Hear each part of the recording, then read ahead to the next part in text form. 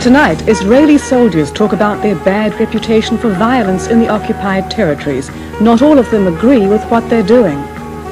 Jerusalem, on the west bank of the River Jordan, is the town of Tulkarem. This, to the Palestinians, is their homeland, which the Israelis have occupied for 20 years. The Israelis insist it's theirs. This is our country, and they are living in our country, and they are making trouble. Orders are orders, and we have to do what we are told.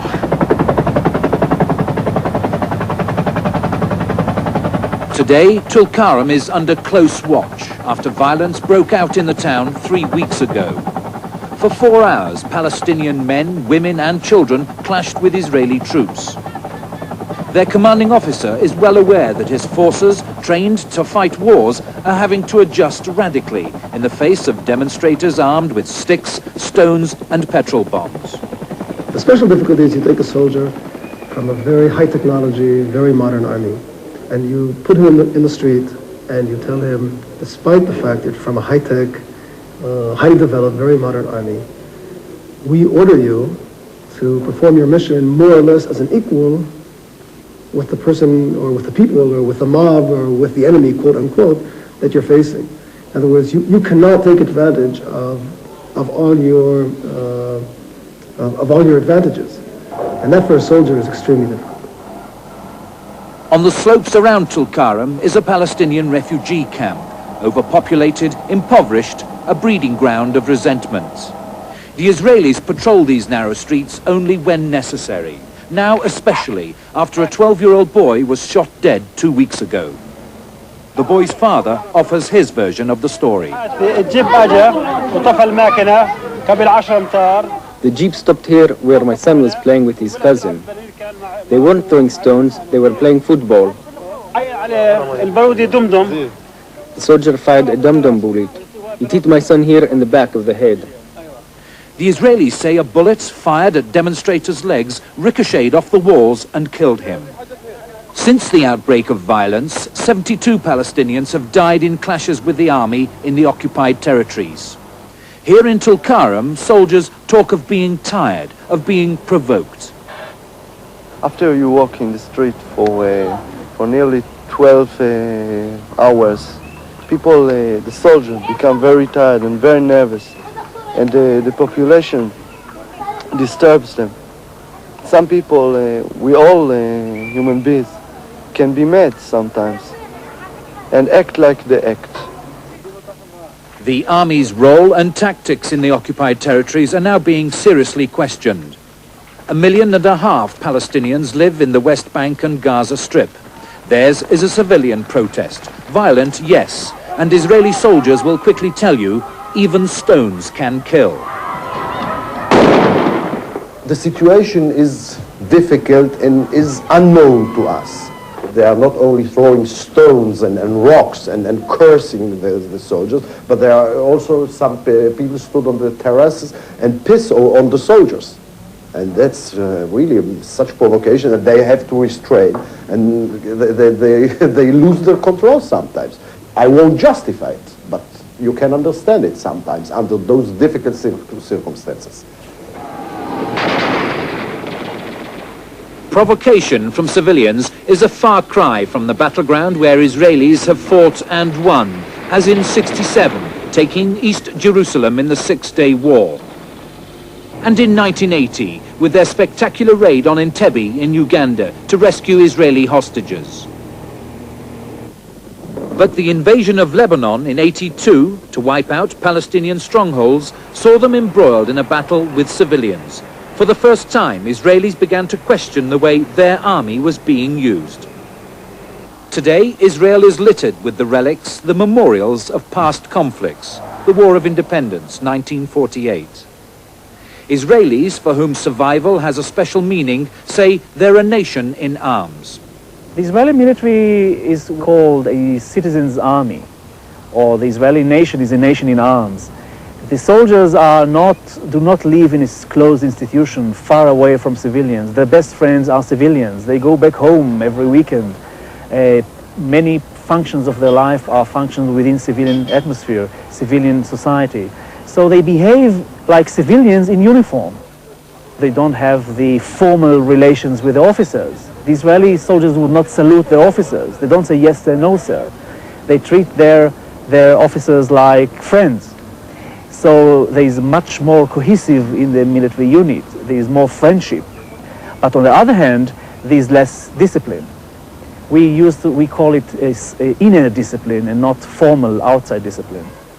The civilian aspect of the Israeli military is a very positive aspect of the army, because people behave more like human beings and not like professional soldiers who are trained to kill.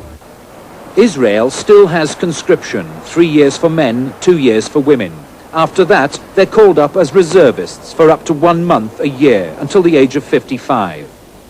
Ishai Menachem is willing to serve Israel, but not in an army of occupation. He was jailed for 1 month for refusing to serve in Lebanon. Now, a growing number of reservists, including him, are refusing to serve in the West Bank and Gaza.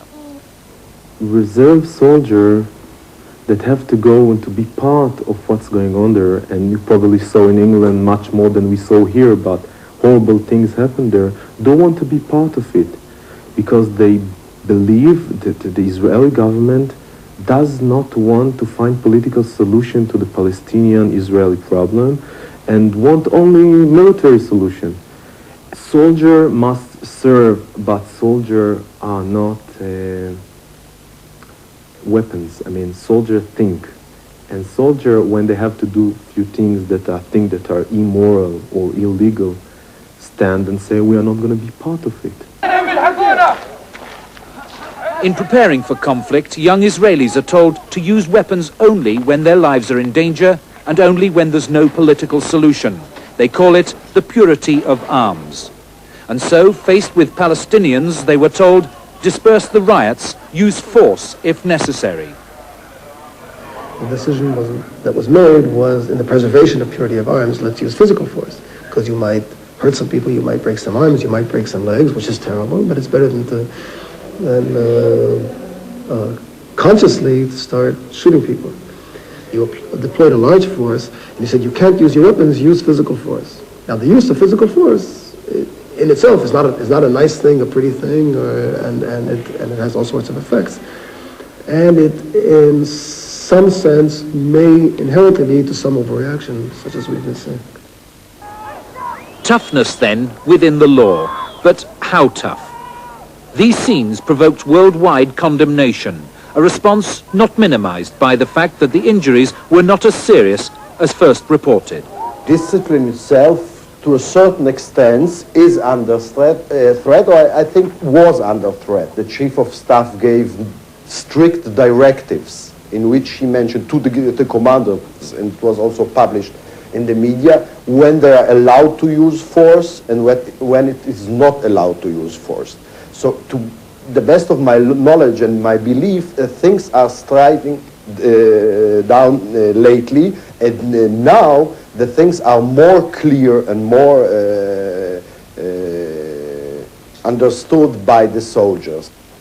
From now on, soldiers serving in the occupied territories are expected to be moved to new bases after 40 days. And there's to be a disciplinary clampdown. This is Ammunition Hill in Jerusalem, a monument to Israeli forces who stormed the hill in the Six-Day War and pushed the Jordanians back beyond the West Bank. Colonel Meir Pail, a veteran who served for 28 years, fears that the army and Israel itself will pay a high price for prolonged duty in the occupied territories. I don't fear that the combat capability of the army would be harmed, because I know my people, but gradually I am afraid that through this cruelty, more and more young soldiers, reserve soldiers, and basically more and more people of the state of Israel would adapt and absorb cruelty, inhumanity, and gradually it may change our character. At Jerusalem's Wailing Wall, the holiest of places for Jews, a ceremony to mark the end of training, the start of active service. with gun and Torah, the book of life. This army tradition survives. The question is, will others?